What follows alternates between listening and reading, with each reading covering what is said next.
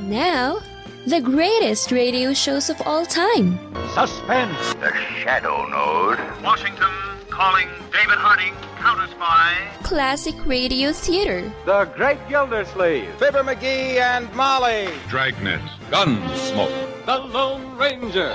Now, step back into our time machine with your host, Wyatt Cox. Good evening, friends of the Inner Sanctum. Edward Pawley in an episode of Big Town. The role of Steve Wilson that Edward Pawley plays originated by Edward G. Robinson. Kind of seems appropriate that another Edward take the role. This episode of Big Town from February 22nd, 1949, entitled The Charity Killers. A couple of sweet little old ladies, don't you know? Extra, extra, extra! Hear the Big Town story of the Charity Killers! Extra, extra, extra! Miranda? Yes, Bertha? Lock him up in the storage room with Larson's body and let's get out of here. And leave Mr. Wilson alive to identify us in Larson's murder? They'll have to catch us first. You're wasting time, Bertha. My press photographer has orders to notify the police. You better get going. I'll say I'm going. Oh, no, you're not. Tape up Wilson and splatter the place with kerosene. Yes, listen to this dramatic Big Town story of two strange women racketeers brought to you by Lever Brothers Company, makers of Lifebuoy Health Soap. A story of fighting editor Steve Wilson of the Illustrated Press, whose newspaper creed stands for freedom and justice against the forces of intolerance and evil. The power and the freedom of the press is a flaming sword, that it may be a faithful servant of all the people. Use it justly, hold it high, guard it well. Now, Big Town, and tonight's racket expose headlined The Charity Killers. Each year, the great heart of America gives billions to alleviate the suffering of humanity. But into this golden river of generosity, racketeers dip greedy hands. And such is the background of Steve Wilson's story, which began in the parlor of a pretentious old brownstone mansion in a fashionable section of Big Town. Bertha? Bertha! Hurry with the tea. Mr. Larson is due any moment. Stop squawking. Save the society act for that crook. I have to get into my lines, into my charity act, don't I? Yeah, but don't overdo it. Make the pitch for a fat contribution and then we'll take 'em, like a couple of Dannemora doves. Bertha, I do wish you'd drop your prison slang. You've been out long enough this time. And I'm not going back in. I'm getting too old for the pen laundries. What's keeping that shop? He'll be here. I promised him a large contribution to his sweet charity. The dirty crook. Save the professional jealousy and pour me a cup of tea. Pour it yourself. Very well. Where's the gin? In the extra cream pitcher, where it always is when you put on this phony Whistler's Mother act. Have you fixed the sugar? Sure. The top lumps are soaked in enough stuff to knock Larson out for a week. Good. There he is. Go let him in while I get out my knitting. All right, but don't drop that gun out of your knitting bag like you did in Denver. Oh, I won't. Oh, dear, I'm afraid I'm going to have to get rid of Bertha like I did my second husband. Now, let's see. Knit one, purl one. No, knit two, purl one. Just a moment, please. Good afternoon. I'm Mr. Lawson, calling on Mrs. Miranda Adams. Oh, yes, Mr. Lawson. Madam Adams is expecting you. This way, please. Who is it, Bertha, dear? Mr. Lawson, ma'am. Oh, yes. How do you do? Good afternoon. Charmed to meet you, Mrs. Adams. I hope the pleasure will be all mine. You may go, Bertha. I'll go tend the furnace, ma'am. I'll call you if I need you. Very well, ma'am. Are you two ladies alone in this big house? Yes, quite alone. It's so difficult to get help these days, you know. Yes. And now, about your contribution to the General Community Fund. Oh, yes. Please sit down. Have a cup of tea? Tea? Oh, yes, of course. Thank you. I hope you brought your list of prominent contributors. Oh, yes, I have them all right here. But this list is quite confidential. Most of our large contributors wish to remain anonymous. Don't want to get on the sucker list. I mean the list of unscrupulous fund collectors. I understand. And I assure you the list will not leave my hands. Oh, but I can't leave the list. Very well. I'll have Bertha make a copy. Oh, no, I'm sorry. You wouldn't care to have me give out your name and the amount of your contribution, would you, Mrs. Adams? Decidedly not. No, of course. Now, and how large a donation did you have in mind? Would 1,000... 1,000? Oh, dear, your tea is getting cold. How many lumps of sugar? Oh, no sugar, thank you. I'm putting on weight. I never touch the stuff. Well, 1,000 would be fine. Great help to the many worthy causes. Oh, I'm sure it would. And a little sugar won't hurt you. It's energy building. Yes, I know, but no thanks. I'll just take it as is while you make out your check. No, let me... Oh, dear, I'm sorry. So clumsy of me. Bertha. Oh, it doesn't matter. Don't bother. Yes, ma'am. What's the trouble? Mr. Larson won't take sugar in his tea. Oh, he won't he? Hey, what's the idea? Sit down, Mr. Larson. Hey, what's the idea of that gun, Mrs. Adams? Now, put it away. I didn't come here to rob you. Yes, you did, you dirty crook. Bertha, don't slight our profession. This dope is a disgrace to any profession. Hey, you two are cunt cookies. This is a plan. A scheme to get hold of my sucker list. Exactly, Mr. Larson. Take that list, Bertha. No, wait a minute. Listen. Let's make a deal. We can work this charity racket together. Why, we'd make a great team. Milk this town dry. That's what we're gonna do. Without you. Dear, you dented the teapot, Bertha. Never mind the teapot. I think I've dented his head. What are we gonna do with him? Drag him down in the cellar. Lock him up in the storage closet. We don't want him disturbing the neighbors while we work on his sucker list. Wait a minute, Miranda. Maybe he ain't gonna disturb nobody. Why not? I think I cracked his skull. I think he's dead. Oh, dear, oh, dear, oh, dear. My first husband went that way.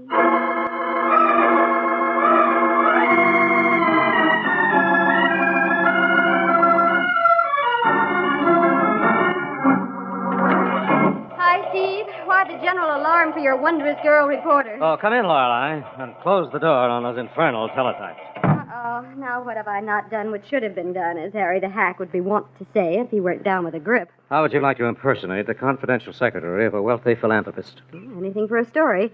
Who is the philanthropic gent? Well, I'm going to impersonate him. What are we going to play, charades? Yes. I've had a tip, Lorelei. A couple of Larson's ladies have set up a fake charity racket in Big Town, and I want to get the goods on them before they make a mockery of one of man's finest impulses. I'm all for that, but how? Well, your suitcase is all packed and ready right there on the table. The battery recorder. Where am I weekending? You're just going to call on the ladies. Well, how do I explain the disguised talk box? You're on your way out of town and just stopped in to tell the ladies I'm calling to make a fat contribution. Oh, why don't I just phone? I'm very eccentric. I have to be humored. Okay. Where'd you get this tip? From our friend, Showboat. Showboat, shades of Shakespeare. How did he spot these female charity racketeers? Saw them on the street. They're lively ghosts out of his own colorful past, Lorelei. Good heavens. Not out of trooping days aboard his Mississippi paddle wheel namesake. Yes, one of the ladies. The other is a more modern version of feminine larceny. That's a charming combination. Where? That should be Showboat at the hall door. Let him in with Or he'll knock the door off the hinges. Hail and hello, Brother Wilson. Hello, Showboat, come in. Thank you. And the Lorelei, lovely lady of the linotype. Hello, Showboat. I hear we're going on a charity racket safari. Ah, yes. 'Tis been my good fortune to espy amongst humanity's flock 2 elderly female wolves in sheep clothing, preparing to pounce upon the innocent lambs in the name of sweet charity. Yes. I've given Lorelei the setup and the fact, Showboat. She's ready to go. Aye, but stay a moment, Miss Kilburn. Though these barges be cloaked with lavender and lace, and though they dwell in marble halls, they are as the scorpion whose sting is verily the kiss of death. Thanks for the warning, Showboat. I'll be careful of them. Where is this marble hall? A gloomy relic of the 90s, leased as a lair for the unsuspecting. A stage upon which these demon damosels weave their wanton web upon sweet charity's warp of woe. A perfect setup. What's the address, Showboat? Park is the street, and the number is 9. Number 9 Park. What names are they using, Showboat? My thespian contemporary, the Ophelia to my Hamlet, Lady Macbeth to my immortal Thane, the little Eva to my Uncle Tom. Once went by the name of Memphis Mary, shot one gambler husband and drowned another in the muddy waters of the Mississippi. Now, silver-haired and mild of mien, she plays her trade in the guise of Madame Miranda Adams. Golly, Miranda Adams.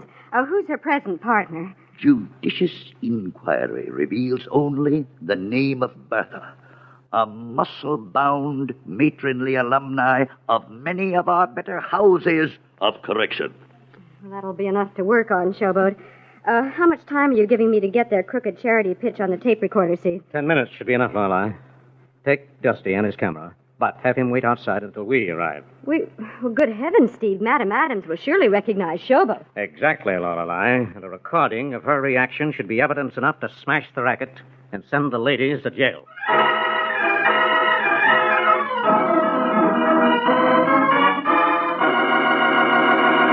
Thus, unaware that a vicious, fake charity racket has become a matter of murder, Steve unknowingly sends Lorelei into a deadly situation. And for the exciting developments, we'll return to Big Town in just a moment. February 22nd, 1949, Big Town on Classic Radio Theater with Wyatt Cox. Are you suffering with arthritis or osteoporosis? Do you have diabetes?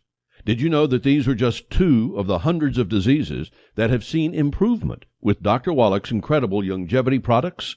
You can't get them at a health food store. The only way to get them is to call us at 800-214-0065.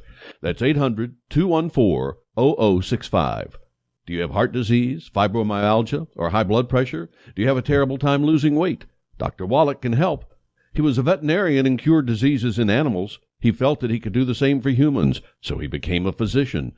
Over 50 years of research and helping people like you goes into every bottle of Dr. Wallach's amazing discoveries. Do you want to feel better? Learn how to treat the cause of your problem rather than covering up the symptoms with drugs. Call 800-214-0065. That's 800-214-0065. Thanks for tuning in to Classic Radio Theater with Wyatt Cox. That's me. Thank you for being with us. I appreciate you being there. And now more of Edward Pawley in Big Town. This episode from February 22nd, 1949.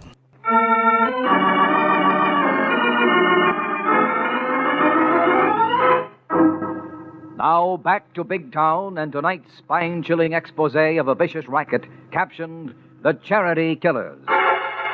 Following up a tip on 2 elderly women working a charity racket, Lorelei Kilburn arrives at their rented mansion, unaware that a murder has been committed. Bertha, for heaven's sake, what a time to be out of kerosene. How was I to know that crooked dope would be so stubborn and have a paper skull and we'd have to get rid of the body? Are you quite sure he's dead? Dead as a doornail. Are you sure he'll fit into the furnace? Yeah, I measured the door. Then go down to the store and get a can of kerosene. All right. This gallon can should do. Oh, dear, I do hope he doesn't overheat the house. Miranda, somebody's ringing the front doorbell. My stars, whom could it be? Maybe one of Lawson's charity racket pals come to find out what happened to him. What'll we do? I'll go see, and if it is, simply say he never arrived. What if they've been watching the house and no difference? Then I'll invite them in with this gun. All right, go ahead. I'll wait down here in the cellar with Lawson's body. No need to do that. He won't go away. Go get the kerosene and hurry back. Okay. I'll go out the cellar exit. Don't make any mistake. I won't. Maybe you better get another gallon of kerosene, just in case. All right. Get upstairs and answer that bell.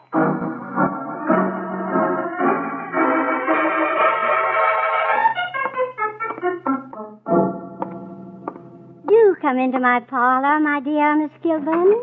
Thank you, Mrs. Adams. Mind if I put my weekend bag right here? Not at all, my dear.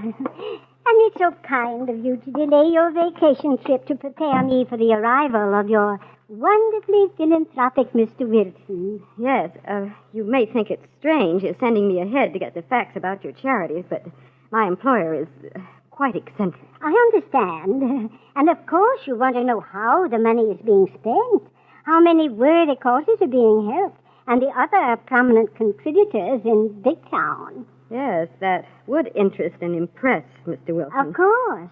Here is a partial list of our contributors and sponsors.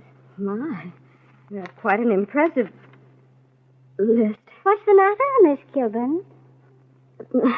Nothing. But it must be. You're white as a ghost.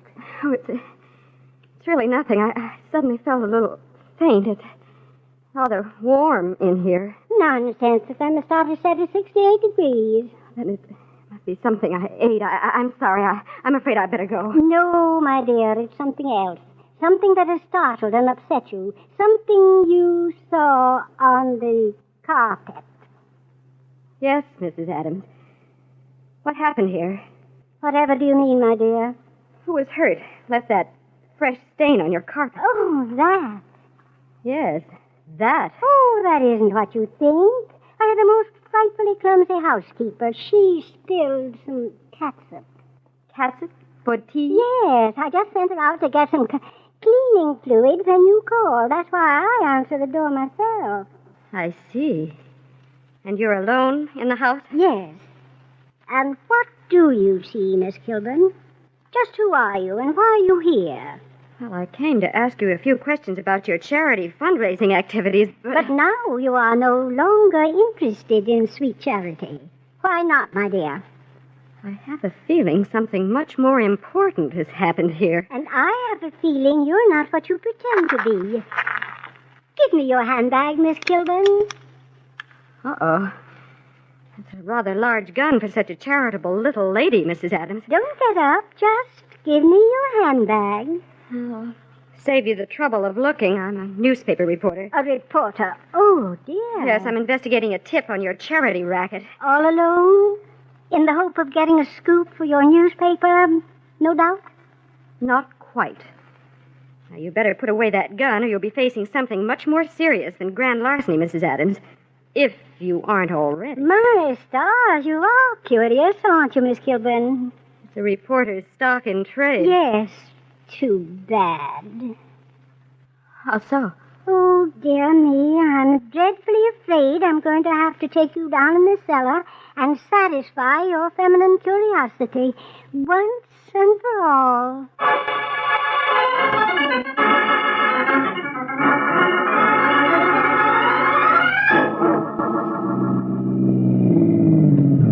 Is this the place, Showboat? Aye, Mr. Wilson. Yon musty mausoleum is the lair of these lady leeches. Not that I myself am a model of civic virtue, nor above a little modest chicanery in pursuit of the almighty dollar. Well, your tips have been very valuable, Showboat. Let's go in and see how this one pans out. Hey, Steve, Showboat, just a minute. Yes, what is it, Dusty? Well, I don't know exactly, but something is from Denmark around here. What, is Lorelei inside? Yep. Little old lady let her in about 10 minutes ago. What's worrying you, Dusty? Well, just about the time the little old lady let Miss Kilburn in the front entrance, a buxom battle axe slid out the cellar exit. And she was carrying an empty can that she might fill with kerosene. She ought to be back any time now. Well, in that case, I think we'd better change our plan of action, Showboat. How so, Mr. Wilson? You better wait here with Dusty, out of sight. I'll go in first, play my part, and then call you in for the showdown. As you wish, Mr. Wilson. A climactic third act entrance is meet enough to test my thespian talents. Go set the stage. Prepare the downfall of these demons of deception. I'll do my best. Meanwhile, keep out of sight in Dusty's car until I call you, Showboat. Very well. I go to the wings to await my cue.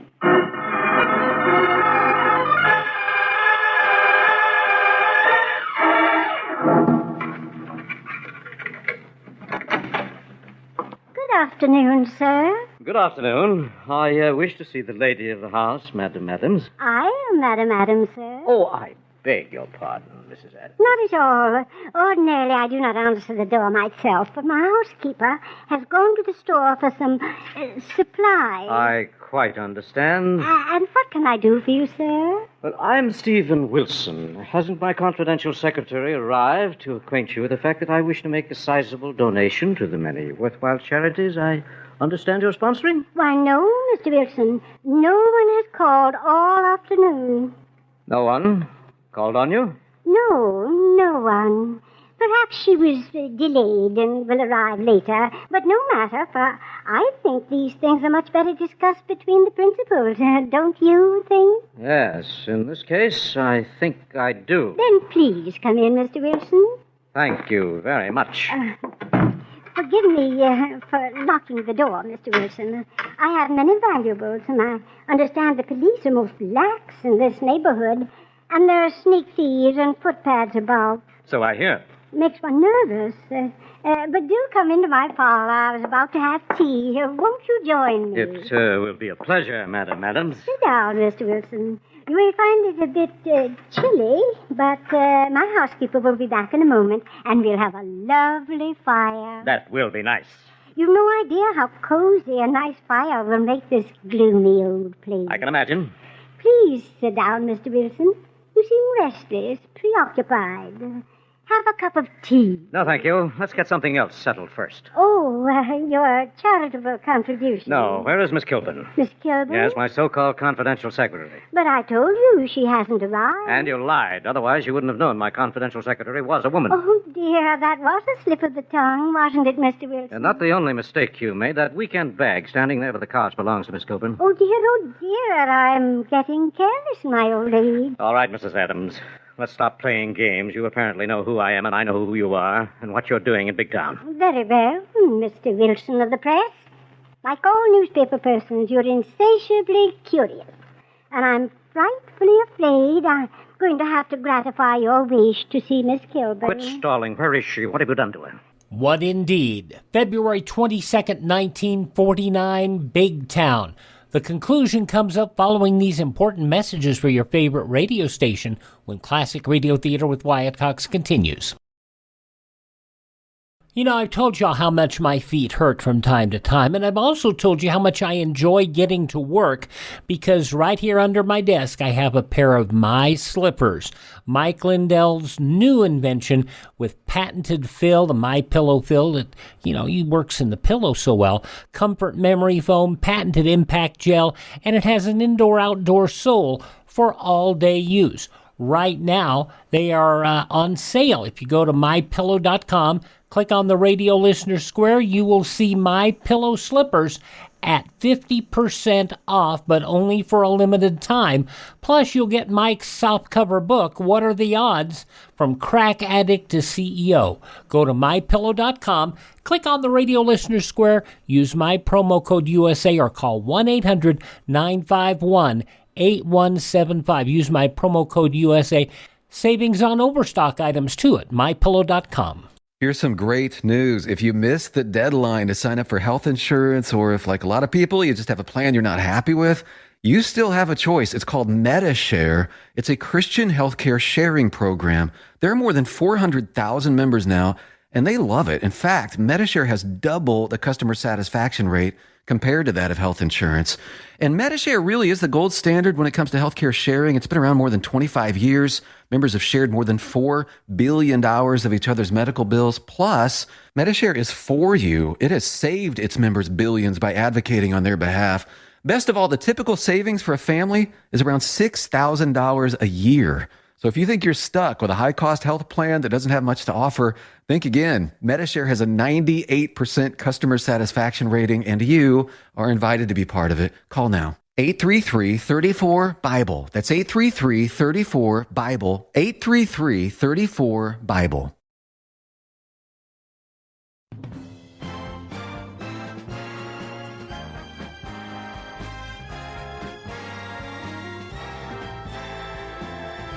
Thanks for tuning in to Classic Radio Theater with Wyatt Cox. I am so happy you decided to make me a part of your day. Now the conclusion of Big Town, starring Edward Pawley, The Charity Killers, from February 22nd, 1949. Merely satisfied her curiosity about a regrettable stain on our landlord's lovely rug there. Stain, good grief. Yes. Unfortunately, we had a gentleman caller just before Miss Kilburn arrived. What happened? He refused to allow us to muscle in on his charity racket. And Bertha, my impulsive housekeeper, was compelled to knock him cold and overdid it slightly. Killed him? Oh, yes, he's quite dead. Where is Miss Kilburn? Keeping company with Mr. Larson's body. Are you fiendish, Holmes? Just a moment, Mr. Wilson. Sticks and stones will break your bones, and this gun will kill you quite as dead as Mr. Larson. Yes, that's a rather large gun for such a sweet, gentle little old lady. Yes, so your Miss Kilburn said in those very words. What have you done to her? Just taped her up until Bertha gets back. Where is she? Down in the cellar. Go on, Mr. Wilson. Walk out into the hall and down the stairs. It's quite chilly up here. It'll be much warmer down with the furnace.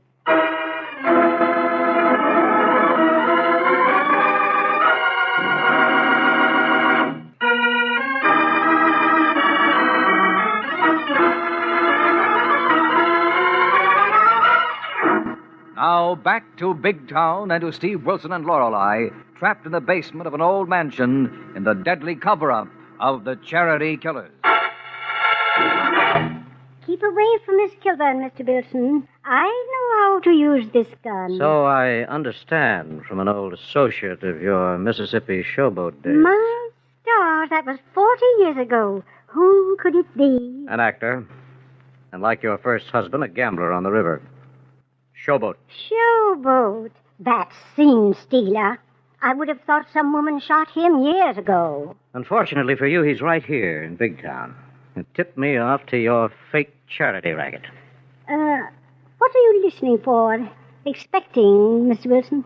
The return of your stupid companion who involved you in murder. I've been involved in murder before. But of your own volition. Not because of the blundering of a stupid associate. Oh, yes, quite so. Bertha is rather stupid. Who's stupid, you cackling old crow? Crow, am I? Yes. And who's this man and that girl laying over there, taped up like a mummy? Newspaper persons. What are they doing here? Investigating your charity racket. Oh, Miranda, you old fool. Why did you bring them down here and let them see Larson's body? There was no help for it. And stop calling me a fool. I am old, but you're the fool. Put on that kerosene and tape up Mr. Wilson. Stop giving orders. There isn't time. We gotta get out of here. Nonsense. We've spent months lining up suckers. Checks are pouring in every day, and with Larson's list, we can make a real killing. Don't be a complete dope. Those two didn't come along. There's a car out front, and the driver and somebody in it are watching this house like hawks. Why didn't you say so right away? You didn't give me a chance, but I'm telling you now. Let's lock them up in the storage room with Larson's body and get out of here. And leave them alive to identify and testify against us in Larson's murder? They'll have to catch us first. You're wasting time, Bertha. Those men out there in the car have orders to notify the police, and you'd better get going. I'll say I'm going. Oh, no, you're not, Bertha. Tape up Wilson and splatter the place with kerosene. I'm not wasting any more... That'll be all out of that gun, Madam Adams. Oh, hold still. I hate to manhandle a woman, even a murderess. Now, hold still. Stop struggling. Oh, dear. Very well. Unhand me, sir. As soon as I make sure you haven't another gun in this knitting bag. Hey, Steve, what cooks? What goes on here? What gives? Dusty, just get the tape on Miss Kilburn. And then shoot a few pictures for the front page. Right. Okay, now hold everything, Lorelei. I'll have you undone in a jiffy. Forsooth, what transpires in this dungeon of dark deeds? Well, if it isn't Showboat, the greatest voice in Saldini. Ah, the Memphis Belle, Milady of the Hemlock, the Dagger, and the One-Night Stand. Shut up, you windy old walrus. Ah, time hath touched thy hair with silver, but tipped thy tongue with acid, Miranda. Oh, be quiet, Showboat. You haven't changed a bit. Yes, hold the reminiscences, Showboat. Are you all right, Lorelei? Oh, a little bruised and mortified, but otherwise okay, Steve. Good. Go upstairs and call Fletch on city desk. Give him the story. And call Callahan of homicide.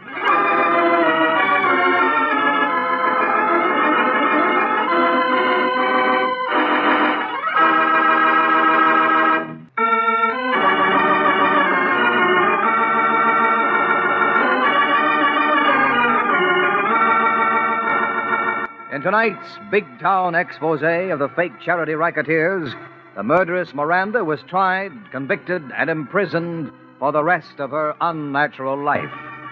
And next week, the makers of Lifebuoy bring you a hard-hitting story entitled The Fatal Joke, the strange story of a gangster's revenge after death. Another exciting assignment in the newspaper career of fighting Steve Wilson of Big Town. Don't miss it. In tonight's dramatization, all names, times, and places are fictional. Big Town features Edward Pawley as Steve Wilson, Fran Carlin as Lorelei Kilburn, and was written and produced by Jerry McGill. This is Brotherhood Week, at a time when it is vitally important that all Americans stand united.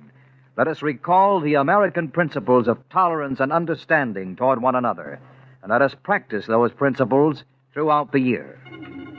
Next Tuesday night, same time, same station, you'll hear the newsboy calling... Extra, extra, hear all about it. The story of Steve Wilson and a fateful joke. Brought to you by the makers of Lifebuoy Health Soap. Extra, extra.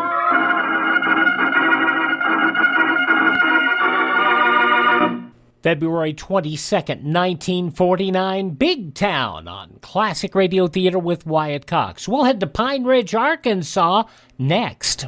No offense, but are you a little fat when you look in the mirror? How would you like to learn the secrets to lose 3 to 5 pounds a week easily without joining the gym or going through any crazy diets? It's called Body Sculpt by Med Diet. For the last 2 decades, we've been helping people just like you that have pounds they want to shed. We've helped millions of people lose thousands and thousands of pounds over the years. And now it's your turn.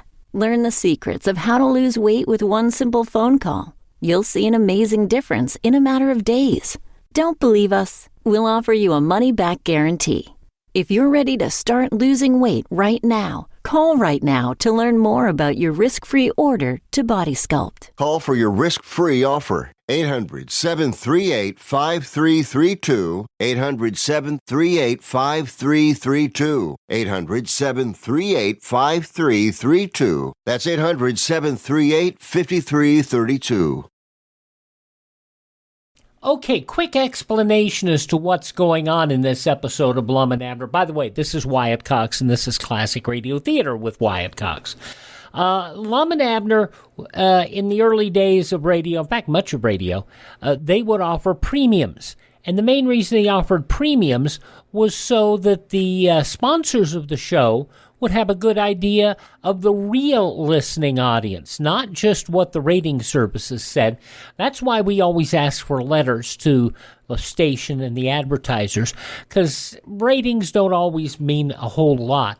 And I'll probably get somebody in trouble for saying all this. But anyway, so they were offering flashlights. If you sent a vote in for either Lum or Abner, with a copy of the label of Horlick's malted milk, and you know your name and address on the back, and they would send you one of these little bitty penlight flashlights from Lum-n-Abner. That's the scene of this episode of Lum-n-Abner from February 22nd, 1935. Well, Abner and his campaign manager, Squire Skimp, had a falling out yesterday. He discovered that Squire had used the money from the insurance company to make a donation to the public library at the county seat, and has written a letter to the library demanding the money back so that he can return it to the insurance company. The newspaper has come out with a very caustic story about it today, criticizing Abner severely. As we look in on Pine Ridge today, we find Dick Huddleston over at the Jot 'em Down store, showing Lum a story that appeared in today's paper. Listen. Well, I do know. Well, I hate to see him print an article like that about Abner. Well, I don't know, Lon. You can't blame them much, you know. Somebody make a donation that way just for the publicity, and if he gets a nice write-up in the paper, why, ask for his money back. Well, Abner couldn't do nothing else, so he had to get it back. You know that check the insurance company gave Abner for $200 on that accident claim? Yeah, I thought you sent it back to him. Well, we was going to. Abner gave it to Squire Skimp to take into the county seat to get it cash so he could send them money instead of the check back to him. Yeah. And while he's in town, Squire made that donate to the library for Abner. Figured it'd help him in his campaign for president of the store here. Oh, that's where that money come from, huh? Yeah, Squire just taking it on himself to give him $180 on it. And tried to keep the other $20 for himself. But we got him down in here yesterday and taken it away from him. He did? Yeah, he stood there and said he never had a cent on him. And then as we throwed him down and reached in his pocket and pulled out a roll of bills there, they'd choke a cow. Well, good for you, Lum. I'm glad to hear it. Oh, he got mad, just frothed at the mouth. Stomped out of here mad enough to bite. Well, he's out again today, electioneering for Abner. He's down at the store this morning. A big bunch of them in there to be sure and vote for Abner. Well, yeah, he's still trying to get Abner elected, all right. You see, he's got a contract with Abner that says if he's elected president of the store here, Squire gets 10% of everything Abner makes. Oh, and if Abner ain't elected, why, he don't get nothing, huh? No. Well, how long does that contract run, Lum, this 10% business? Well, now, there's another thing. There ain't no limit set on it. It just runs as long as Squire wants it to, I reckon. Mm-hmm. See, Abner was so anxious to get to be president, he'd have signed anything. Why, sure. When does this contest close? Sunday night. Sunday night at midnight. When we open up for business Monday morning, we'll know then who's going to be the president. Yeah. And it looks like Abner's going to be it, the way these votes have been coming in today. He's 780-some-odd votes ahead of me now. Yeah. Well, I imagine, old Lum, people in there at the county seat will all be voting for you now since this article come out in the paper today. That'll swing all the votes to your side. Yeah, I sort of hate that, too. Hate to see him turn against Abner when he's trying to do the honest thing. Can't help but feel just sort of sorrowful for him. Well, it'd be a blessing if he was to get beat, Lum. He wouldn't have to pay his Squire that 10% the rest of his life. Yeah, but he'd be terrible disappointed, Dick. He wants to be president so bad. Yeah, I know he does. I come right now withdrawing from the race yesterday and just letting Abner have the office, but I got to thinking he'd be sure to win that way, and Squire'd claim 10% of everything he makes. So yeah. I just decided to let it work itself out the best way it would. Yeah, well, you're in kind of a bad spot there, Lum, either way you turn. Sort of twitched a hard place in the wrong. Well, this contest has showed me one thing. Showed me where I stand at. Sort of took me down a notch or two, I reckon. You know, I thought when we started this thing, it'd be a runaway for me. I never figured Abner'd get any votes at all. Well, he's led the race nearly all the way through, though, hasn't he? Yeah, except for 2 or 3 days there. But I ain't complaining none. You see, the folks that sent in for the flashlights, the ones that's done the voting in this thing, has been responsible for us getting our store stocked up again. We can just thank them for that. Yeah, you've got a nice stock of merchandise there now, Lum. Looks mighty nice, too. Yeah, I thought so. Me and Cedric's been busy all week arranging it on the shelves and all. That's looking fine. Nice, clean stock of merchandise. I can't hardly wait till Monday to get opened up for business. Regardless of which one of us gets elected, we've got a fresh start in the store business. Well, that's a good idea you had, getting that agency for those flashlights. And it was mighty nice, Mr. Harlick, to offer to send them out to your friends, too. Oh, yeah, it sure was. I just hate it because we can't get them made any faster, though. They're running that flashlight factory day and night now, making them just fast as they can, but it's going to be a little time yet before some of them get them. Well, you told them on the party line the other day that there'd be some delay, so I don't think you'll have any complaints over it. I hope not. Well, you can't help it, Lum. You fellers are doing all you can, and Harlicks are doing all they can. Yeah, there's another thing. I hate it on Mr. Harlick's account, too. He's worried about it, you know. You see, we never had no idea we'd get so many requests from him. Well, I thought you wanted all you can get. Oh, we do. Yeah, sure we do. Mr. Harlick is plumb tickled over it. Yeah. I'm sort of glad it happened right at this time, too, Dick. Yeah. You know, tomorrow's Mr. Harlick's birthday, you know. Oh, it is? Tomorrow? Yeah. He'll be 89 years old tomorrow. Well. 89 and still active head of his business that he started over 50 years ago. Well, now, by George, that's quite a record, you know. Yeah, that's a good testimonial for his malted milk right there.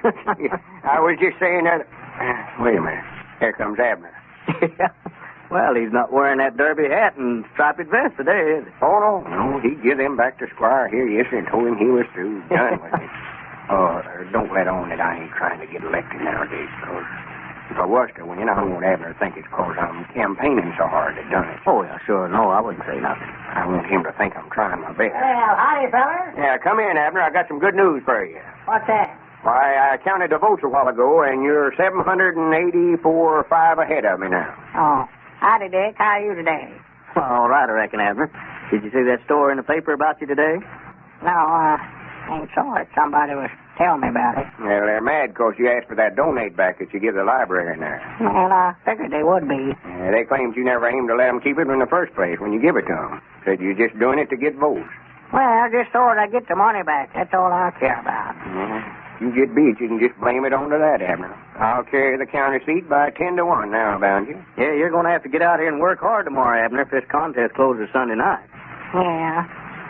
Well, I don't know. That's just what I want to talk to you fellas about. Just might not decided to just take plumb out of the race. Take out of it? Yeah, just get out. You ain't give up, have you? No, I ain't give up, but I just got to figuring that if I do get elected, I'm going to have to give Squire Skimp 10 cents or 10% on everything. Well, now, I wouldn't let that influence me. If I get elected, I don't want you to think that you just give me the office. If I get it, I want to win it fair and square. Well, I'd love to have it the worst way, but I don't know. Just hate to see old Squire make anything off of it after the way he's done. Well, I wouldn't withdraw it. All these people have voted for you, your friends, you know. Why, you wouldn't want to turn them down right here at the last minute. Why, of course not. You get that office. Will you study up some way out of that contract with Squire Skim? How? Well, I don't know. Just offhand. Will you study up something? Yeah, that's what I thought. Yeah, I'm afraid that contract would be hard to break, Ron. Tut, don't you worry, Abner. I'll thumb through the statutes and find something in there. Well, I was talking to Squire a while ago, and he says that there ain't no way out of it. Said he got me. Where was Squire at? Well, he's over about the blacksmith shop a while ago. I don't know where he's at now. He's working harder than ever to get me lefty. What do you say, Lon? We go over and talk to old Squire about that. You've just taken the words right out of my mouth, Dick. Must have read my mind. Get your hat there. Well, I don't think it'll do a bit of good, man. I done talked to him, and he won't listen. Well, it ain't going to hurt nothing to try. Come on, Dick. I'll be back after a little, Abner. Yeah, I'll see you later, Abner. Yeah. Yeah? All right. I can tell you right now, you're just wasting your time, all. That plain old skin plant. I just hate that Squire Skimp to pieces. I dogged it, I hate to do it, but there ain't no other way around it. I just got to do it. That's all there are to it. Hello? This is Abner Peabody talking. I got a little announcement to make about myself. I'm in a batch of trouble here. I appreciate all the votes that you folks sent in for me, but now then, I've just got to keep from getting elected some way or other. For if I do, why, Squire Skimp's going to get 10% of everything I make from here out. I don't want to withdraw from the race, but I want Lum to get the office. The way things stands now, why, I'm nearly 800 votes ahead, so for goodness sake, send in a vote for Lum and get it in the mail before Sunday night. This is the first time that I ever got out and campaigned again myself, but it's the only way I know to beat Squire Skim. So if you want to help me do it, why, send in a vote for Lum. But now, don't none of you let on to Lum, but I told you to do that now. Well, I'll be looking for a letter from you. Thank you. Well, it sounds odd, but if you want to help Abner, send in a vote for Lum. Flipping the script, if you will. Trying to take the dive, and if you thought that was a recent thing, no, this goes back February 22nd, 1935. Lum-n-Abner were doing it over 80 years ago. Lum-n-Abner here on Classic Radio Theater with Wyatt Cox. Only a madman or a fool would intentionally set fire to one of our forests or woodlands. Yet 90% of our forest fires are started by people. Most of these man-caused fires are due to plain carelessness. A campfire left smoldering, a lighted match thrown from a car window, a cigarette not extinguished. In less troubled times, the waste due to forest fires would be tragic. In these dangerous times, it can be disastrous. Forest fires destroy natural resources we need to keep our country strong. They impede the production and transportation of critical defense supplies, interfere with military training, and may destroy military installations. Join in the fight against carelessness. Crush out cigarettes, cigar, and pipe ashes. Break matches in two after using. Drown all campfires, then stir and drown again. Find out the law before using a fire. One moment of carelessness can destroy national beauty and wealth that can never be replaced. Forest fires are a shameful waste because they can be prevented. Remember, only you can prevent forest fires. Hey, thanks again for listening to Classic Radio Theater with Wyatt Cox here on your favorite station. I want to reiterate what I mentioned earlier, that your input to this radio station and to the advertisers really makes a lot of difference. Support the advertisers when you can. Drop a card or a letter to this radio station. You would be surprised the impact. I've had listeners say when they sent a letter to the station, they were shocked. The station was shocked because they don't always get letters of appreciation. If you like what you hear here, let the station know. It means more to them than you could possibly imagine. It also means a lot to me when you drop me a card or a letter. You can get my address through our webpage, which is classicradio.stream. That's classicradio.stream. You can also stream our shows on demand there, and you can learn more about building a classic radio collection of your own. They're really nice to have, particularly when you go traveling, if you do. classicradio.stream. And if you miss a day, you don't have to miss a single show, a single episode, a single anything, because you can find us on iHeartRadio and Spotify, Spreaker, TuneIn, Apple Podcasts, Google Podcasts, even through Amazon Music or Audible. All you have to do is search for Classic Radio Theater with Wyatt Cox. See, that's why I say that all the time. Classic Radio Theater with Wyatt Cox. Tell all your friends the great radio shows are right here at this spot on the radio dial. Classic Radio Theater right here on your favorite radio station.